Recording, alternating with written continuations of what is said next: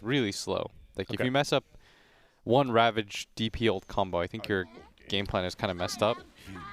If anything, I think you can go aggro and then put your Timbersaw safe lane.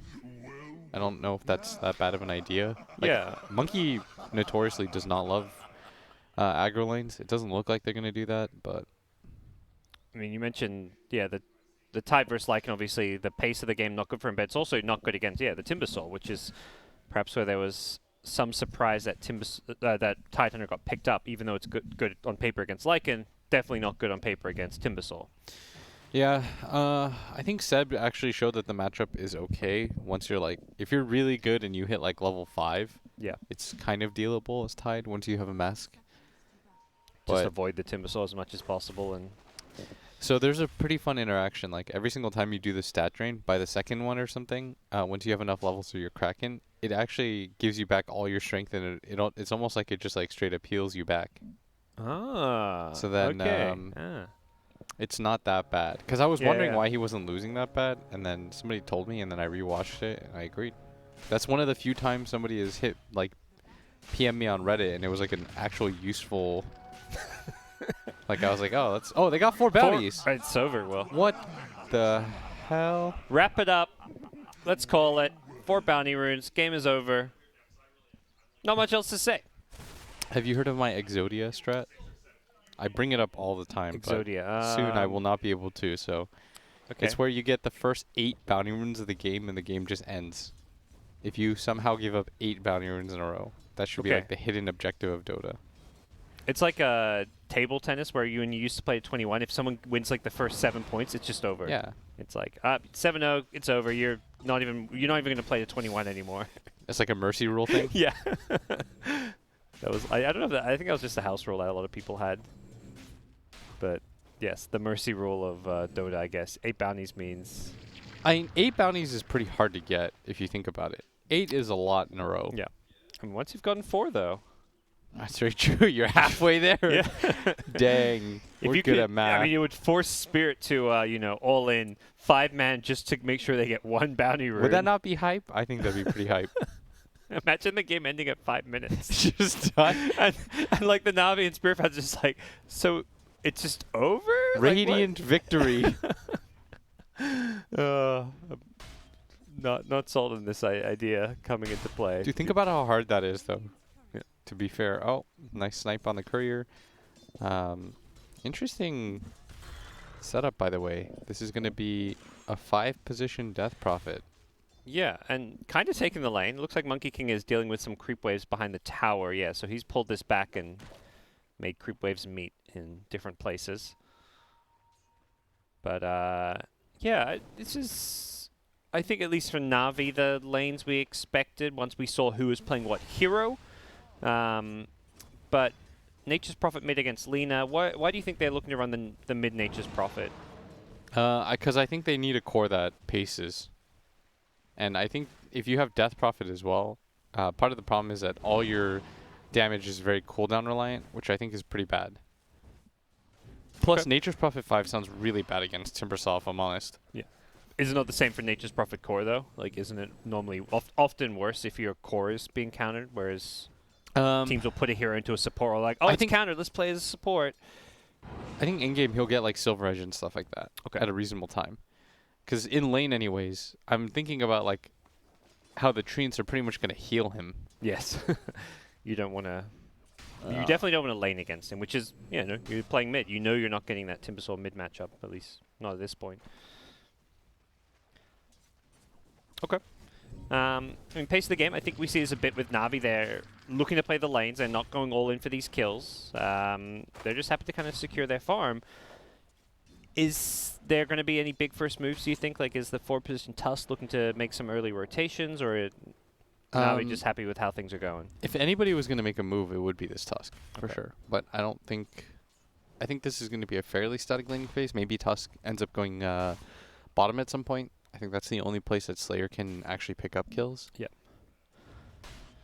Yeah, he's got the Snowball tag team already up. He's got the urn queued up. Definitely a good game for Spirit Vessel whenever you're playing against Timbersaw. And we'll see back in the mid lane, Lina trying to deal with some of these treants. Nature's Prophet, not in lane, is back at base healing up, using that double TP to just constantly bring out items and be full health, full mana. Isn't doing the best against the Lina. Only 11 last hits to the 19 of Lina. Quite a few denies, some of which are probably treants, so it's probably a little bit inflated on the deny side. Yeah. But Timber is 39% win rate this month. And this month is essentially most of Europe. okay. This is just in this tournament, though, right? Yeah, Yeah. it looks like, yeah. So I can check this week, too. it definitely hasn't looked good at when we've seen it. We've seen a few teams pick it. It hasn't been running over games like it used to be. Like Funnick, his Timbersaw comes to mind, where it feels like teams have just figured out how to deal with this hero very well. Yeah. But the most picked hero this week is Grimstroke, in fact. Grimstroke occupies some weird zone where teams don't really ban it, but it does feel very good. Yeah. Oh, top. There's first blood. It's going to be Pasha going down to Misha, the Grimstroke you mentioned. Yeah, all about the Inkswell with Grimstroke, it feels like. Everyone's kind of understanding how strong this spell is and how to use it better and better. I mean, I think you picked this Tidehunter to counter the Lycan, but you already gave a first blood to it, and the Timbersaw is doing... Oh, dude, he's going to go for them all. Oh, never mind. this time it's the other way. They got 3. Yeah. No. Immersion. Needs to be a little bit careful not to mess with Ilias. It's a 5-position Death Prophet, and there's a lot of potential damage output. The Inkswell on the Lycan Wolf, insta-kraken though. Pasha with some fortunate timing on that one. As Ilias is going to rotate up top. So it's Death Prophet coming up top. It's always, if you're going to get kills, it's going to be around the Tusk if you're Na'Vi. So instead of Tusk rotating, they're going to rotate towards the Tusk and look to bring down Misha here. They go in 2 Hero Silence with a Spirit Siphon and Misha. Yeah, he knows he's worth dead. it? Yeah, Magical gets the last hit for it, but... If Monkey King can still lane bottom, it's probably fine, but maybe that's kind of the question. Back at mid, there is a Laguna Blade, Magical, trying to get back to safety. It doesn't look like Urgon's going to be able to get an LSA, and there's going to be a rotation in from Slayer, another Dragon Slave coming out. Urgon a bit low on mana, and it does look like Immersion is going to go down to 1 or 2 more right click, but Nature's Prophet couldn't keep up. I'm surprised Immersion got away from the Nature's Prophet there.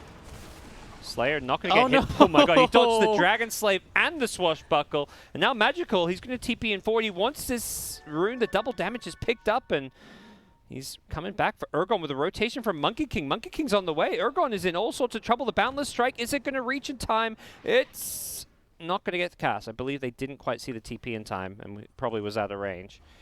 Whew. Close shave. That just was a weird symphony of nothing. Yeah. Like, a lot happened, but... Nothing not really a lot ended. Yeah. A lot, but not a lot. And we saw the rotation of the Tusk and the Death Prophet up here. They must think that the Monkey is fighting against the Timber, and they would be correct. Yes. Timbersaw is level 5 now, though. This is usually the zone where he's okay at laning. And once he hits 6, he's perfectly fine against the Monkey King. In fact, you can get some pressure going. Definitely... Yeah, not a scenario where he should be dying solo to Monkey King, but it looks like a TP from Nature's Prophet back to base once again. Possibly going to TP back out to lane. We'll see if there's any movements to these side lanes or if Magical's just happy to keep playing the farm game. It does feel like this mid Nature's Prophet's like this very greedy style where you're just constantly getting these early game items and levels before you make those rotations. He doesn't really have anywhere to rotate to. Is the thing. Like Timbersaw, he does literally nothing against. Unless like he pops his ulti and Tusk is there or something like that. But he can't really lock him in or anything like that. But he can push. That is one thing. He does just that, and then Immersion does show up. The Tusk with an iShots tag team, they might have this kill. Nature's Prophet didn't chase, but Ilias is there. He's like, yeah, we got this one. Spirit Siphon tag team, no problem. Like support kill and a tier 1 tower. He definitely can push. We're seeing that here. Yeah, this is what they need to do. They need to put pressure on the map. And he went Vlad's no boots. Yeah. Pretty nice. I'm actually kind of a fan of this. I feel like he needs teamfight items. And they rotated towards bottom to avoid and take a tower of their own. They might even debate just going for 2 here. I would like to see the Tidehunter run towards mid, though, with his ultimate when he does decide to get it. Navi is smoked up. They want this magical kill. They don't, I mean, they theoretically have They've an got okay, yeah, let's say they should have initiation here. They've got the Boundless Strike if needed. The Tusk goes in as well. Uragon in all sorts of trouble. He's trying to turn and get some kills on his way out, and he'll get one with the Tusk going down. Old Afterlife rotating in on the Timbersaw, so leaving the Lycan alone bottom, who's already taken that tier 1 tower. A 1-for-1 trade in mid. So both cores have space now, Yep. but that's almost a Necrobook 3 as Crystallize gets stunned up, but I think he's got this one easy. Yep. One more right click, gets the kill. Bonk. Definitely a good start for the Monkey King. Even better start for Jirachi's Lycan. He used ultimate at some point. I don't think we saw that one. I don't think he got a kill off of it. But he's top of the net worth, having a free lane up top, and then he's rotated bottom, taking a tier 1 tower, taking over the jungle, doing all the right moves as a Lycan. Do you feel like this is the kind of game that Lycan can run over with this kind of a start? Yeah.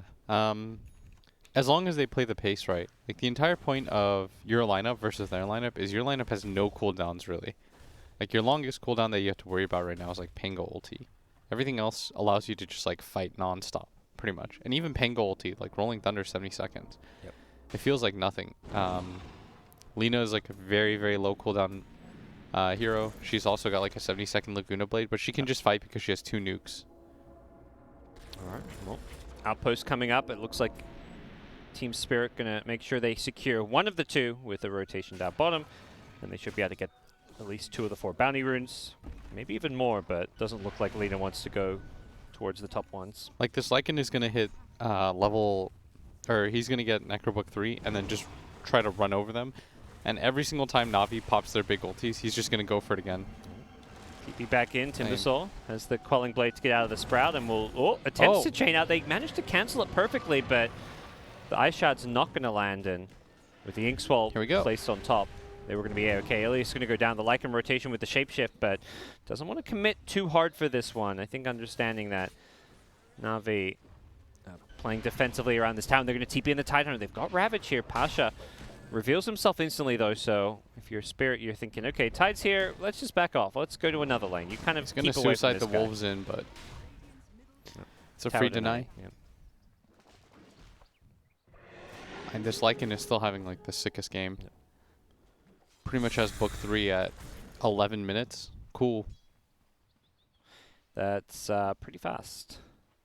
They're hunting him, though. They know Shapeshift was used, so they're going to smoke past this outpost, not getting scouted pretty sick rotation. And they hug the tree line, so now they're going to see him as the smoke breaks. They're going to instantly snowball him with 2 heroes. Grimstroke's there, has an Inkswell stun theoretically, but the silence comes out, catches out both before the Inkswell is used, so Lycan getting slowed down by the tag team. Jirachi in trouble as he gets sprouted, instantly Quelling Blades his way out, but still goes down. Great smoke move from Na'Vi. Very, very good move. And now you probably want to take the tower. I think at least Magical can stick around and pressure it. So Immersion's already down here. Maybe with his teammates getting a little bit low, this won't be a thing. We'll see if they commit to this one. They've got level 6 on Death Prophet now, so despite being a 5 position, there is an Exorcism in play. As they're going to just fall back, take the outposts, and be happy with it. The 0-2-3-5 position Death Prophet.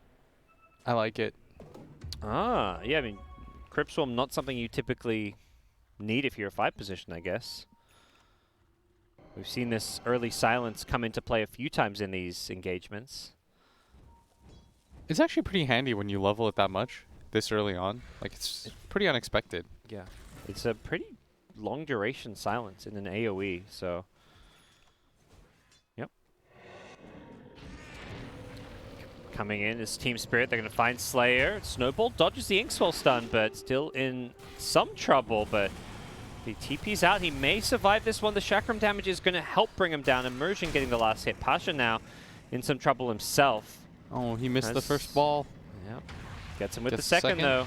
They're going to find Ilias as well in the Death Prophet, and that may be what they need to get this kill. There's going to be a 2-man Ravage here. Magical trying to get some follow-up damage, but Pasha did not really have any kind of kill opportunity there. The Soulbind going to catch up both of them as well, and this is looking terrible for Na'Vi. Crystallize rotates in, needs to start regenning up. He's inside his Wukong's command, but he's getting so damn freaking low. Jirachi is committed for this one. He's over-committed for this one. He dies in order to get the Monkey King kill, but his teammates will clean up.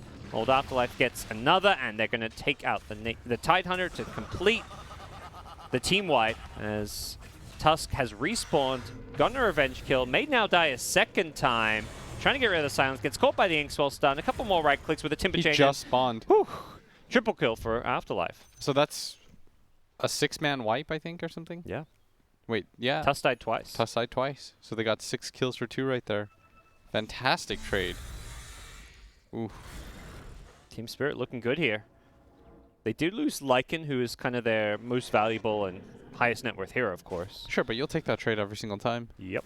And you'll notice 2 things about that. Is like, one, they took a fight on Navi's side of the map, which I think is really important at all times to do.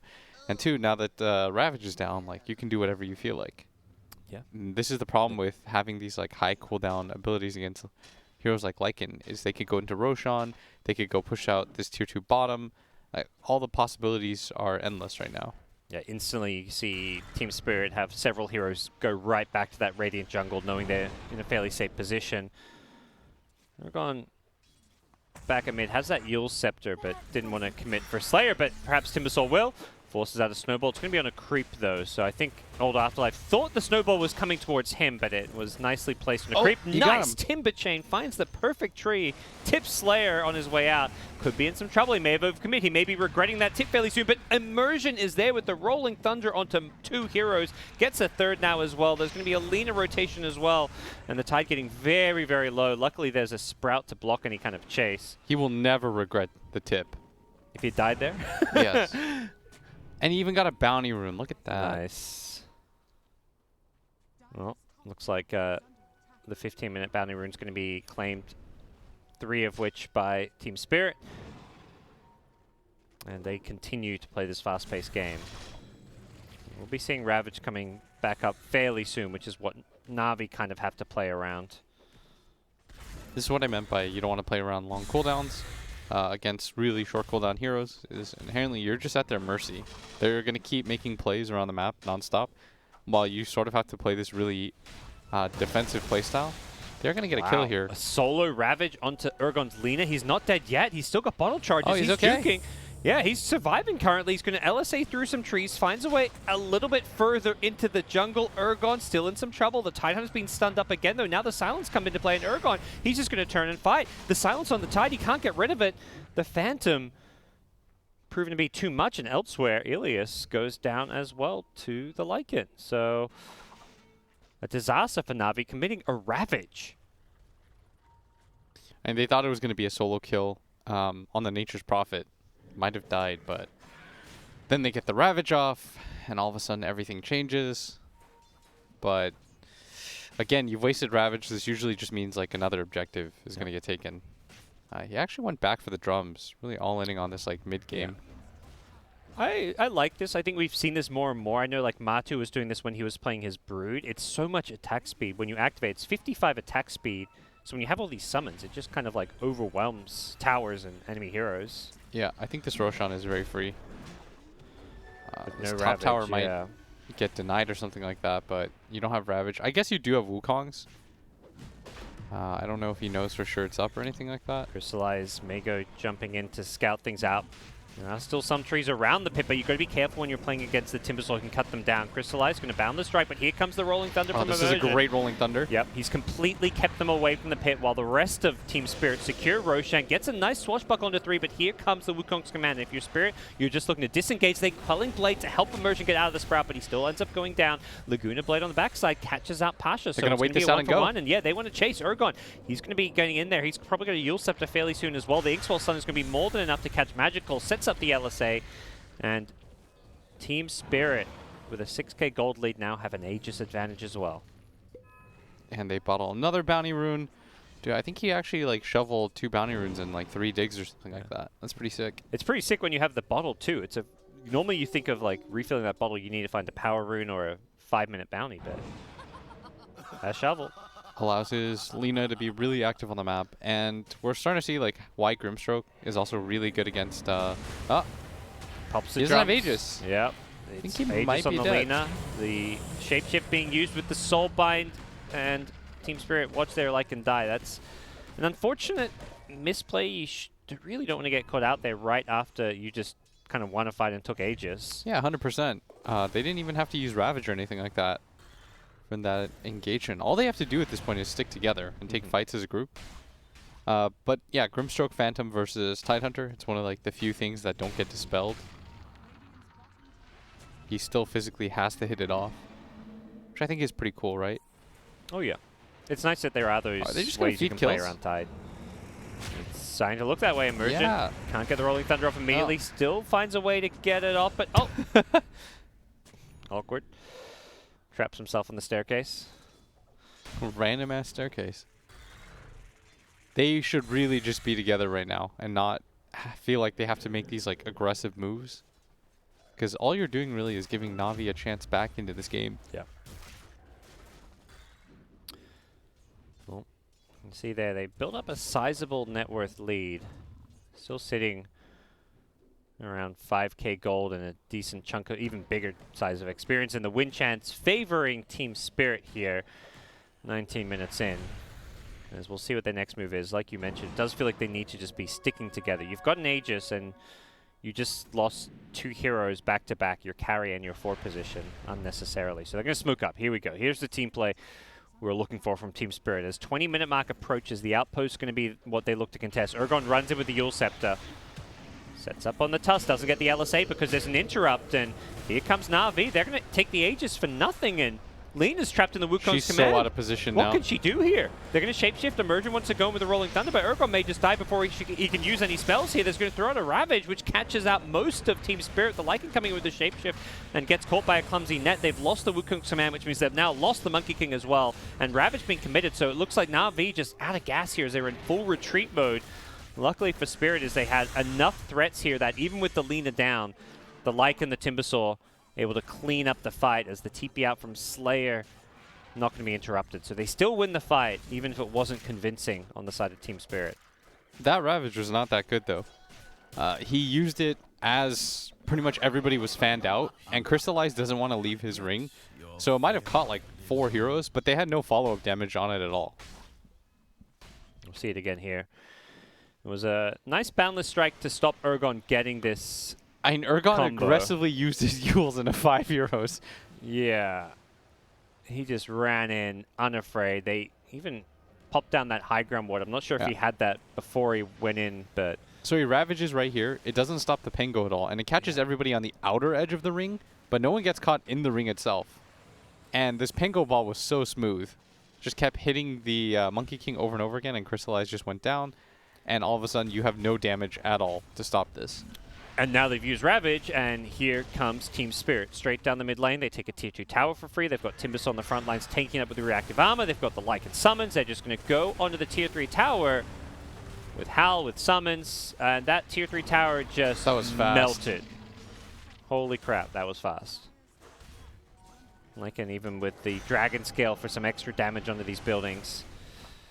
But what can Na'Vi do? They're respawning now. Team Spirit, no Aegis, and they've still got ultimates though. Shapeshift has come back up. There's the GG bet odds. Team Spirit favorite now for sure, and with that tier 3 tower going down, you're going to imagine it's getting more and more in their favor.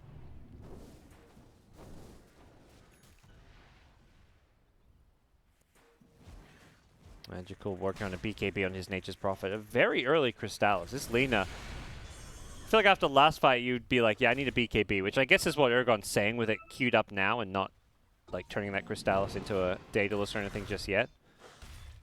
But even going for a Crystallis seems very greedy on Lina. Yeah, I thought the previous fight would have taught him like the only way that he dies is if he walks up hills and then just gets chain stunned. Yeah. But it's okay. He probably has enough time, I would imagine. There's like one more fight that Na'Vi can take. I mean, if Na'Vi messes up like one more fight in this kind of area, I think the game might rapidly just decline for them. They're going to lose 2 sets of racks minimum. Yeah. Probably going to wait for the next Aegis if you're Team Spirit, or you wait for Na'Vi to commit the Ravage. And again, even if you take a bad fight, if it's on their side of the map, Na'Vi can't really get anything out of it. Their objective taking is... it's okay, but the speed at which they can get there with like the Death Prophet, and the Monkey King, and the Tidehunter, if you take really aggressive fights on one side of the map, it's early enough game 2 where everyone will respawn in time, which I think is the most important thing. Yep. So if you're Na'Vi, I mean, you mentioned they're going to maybe see Monkey King going down. He went for this Desolate, doesn't have a good escape, and yeah, he's going to get brought down. Are they looking to then instead take fights to the other side of the map, or do they just have to win like 5 fights to get back in this game because they're trapped on their side? I think Navi needs like 2 team wipes to be like okay to get it back to like 50-50. So like get the most out of every Ravage they use kind of thing. Yeah, pretty much. But we already talked about like how even the most ideal Ravages in this game, it doesn't really combo that well. The best ones you're going to get is if everyone is standing under the Monkey ult. But as long as Team Spirit are like pretty good at not letting that happen. Yep. That's literally your upside, is if you catch it on the outer ring, the problem is it forces you out. Like you have to leave the area, as they're going to see that Dyrachyo has popped his ulti. This is going to be pretty good for Navi. Nothing was really lost. Immersion does take a tower by himself. Has to be careful here. Places a ward just in case. Navi, I think, understood that Magical was being hunted. He escaped and they weren't able to find anything up top, but feels like perhaps Team Spirit's also slowing things down to play around that second Aegis. And also their BKBs, because that's when they're suddenly no longer anywhere near as afraid of this Tidehunter Ravage, which is the big X factor for Navi's team fight and draft. Once you get BKB on the Lina, you have 2 different heroes that don't get affected by the Ravage at all. You have the Pango. Immersion's been very good at using his ball beforehand. Yep. I sometimes hate when Pangos do the really aggressive swashbuckle, and then they try to get it off in the middle of like literally every hero. Then they just die and they're like, surprise. Yeah, it's like you're not going to be able to just channel that Rolling Thunder when there's stuns and things around you, necessarily. They have so many things to cancel it. Boundless Strike, Tusk Snowball, Death Prophet Silence, Orchid, Ravage. Like, Immersion has been doing a really good job of making sure his ult gets off above everything else. And I think that's been really important for their team fight. And now they have a BKB. Afterlife probably doesn't care about getting Ravage, so you have like 3 heroes that don't really mind it too much. Just the Lycan, who's got one queued up now as well. Finish the AC first, so a lot of damage coming out here. This is what I'm talking about. Yeah, he's just going to Rolling Thunder. There's nothing you can do in response. Crystallize is in all sorts of trouble, going for that greedy Deso build. But Urgon, he's lost his life. He's been blown up to start things off here. Coming in is the Lycan, the stun onto the Tidehunter. They're just going to ignore Pasha for now. He's going to throw out some Anchor Smashes to try and keep his teammates alive. Afterlife on the run with the Spirit Vessel on him. He's going to be a little bit careful. They've traded Monkey King for Lina. Monkey actually buys back, though, so I think if Team Spirit can get out, they're going to be okay with this one, but Roche has respawned, so we could see both teams gunning for that one. Pasha doesn't get hit by the Timber Chain as it misses, still in very low health here, as Lycan going to get the kill without the Shapeshift. No problem for him. Slayer's in the front lines just getting melted as well, and Crystallized, he bought back. This is going to be a dieback from Monkey King, 4 dead, as Urgon tipping his buddy. It's not going to be the full team wipe as Nature's Prophet does TP out, just barely. But Team Spirit convincingly win this fight with the Monkey King dieback. Urgon's so greedy. He just walks up with the blocking BKBs. Oh. And it's all right, though, because Ravage was expended for it. Yep. Like, he doesn't care. It doesn't really affect his team at all. And this is going to mean a set of racks minimum. They can probably still go for Roshan after this, too. They may even go for bottom lane. If there's no tier 2 tower there to protect the base, so yeah, they know there's no Ravage, so even if the Tidehunter respawns, does have buyback, but what's the point if the entire team is respawning anyways and your Monkey had already used it? And old Afterlife in these fights. 6-0-11. He is just going untouched, shredding through heroes. As all the attention has been on the Lina and the Lycan. It feels like he's had a very free game as a result.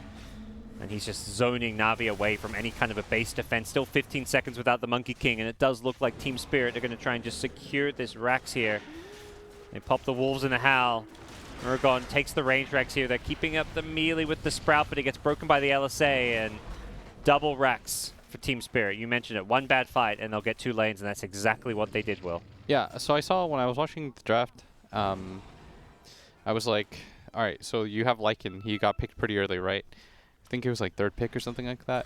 And then your counter to it is to pick like all cooldowns. You have Nature's Prophet, who's like the only non-team fighter in Dota as a core. Hold that thought. Here comes Team Spirit.